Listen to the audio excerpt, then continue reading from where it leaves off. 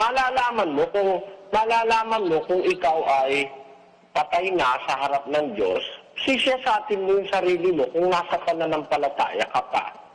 Kung wala ka na sa pananampalataya, itinakwil ka na, patay ka na. 13:5 ng ikalawang Korinto. Siyasatin ninyo ang inyong sarili kung kayo'y nangasa pananampalataya. Subukin ninyo ang inyong sarili. Hindi ba ninyo nalalaman sa ganang inyong sarili na si Hesukristo ay nasa inyo? Maliban na nga kung kayo'y itinakwil na. Di malalaman mo pala kung itinakwil ka, kung nasa pananampalataya ka, nasa iyo si Kristo pag nasa pananampalataya. Pag nawala ka sa pananampalataya, hindi ka na naniniwala, hindi ka na sumusunod, ayaw mo nang sumunod, wala na si Kristo sa'yo. Kasi kung hiwalay kayo sa akin, wala kayong magagawa, sabi ni Kristo. So malalaman mo, hindi ka na makagawa ng mabuti, hindi ka na makasunod, wala ka ng pananampalataya, parang sampay bakod ka na lang. Yun, alam mo, patay ka na lang. At alam mo yung patay karaniwan, hindi niya alam na patay na siya. Paano po yun, Badeli?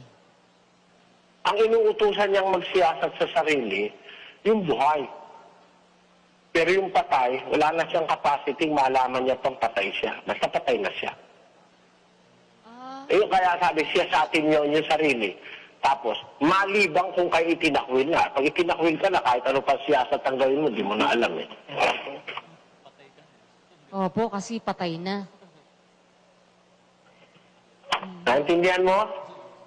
Opo, Bradeli, ang mayroon pang karapatang magsiyasat sa sarili niya, yung buhay pa. Para masiyasat niya yung sarili niya, dapat buhay pa siya. Kung patay na, wala na, hindi na po magsisiyasat sa sarili yon kasi patay na nga po siya. Magtutuloy-tuloy na lang siya sa... kapasidad para malaman pa na siya nasa pananampalataya kasi patay na siya. Kahit hindi pa tinitiwalang, maraming patay sa iglesia eh. Makita mo naman yung patay, ikaw na buhay, sis, makikita mo yung patay. Alam mo kung paano? Paano po?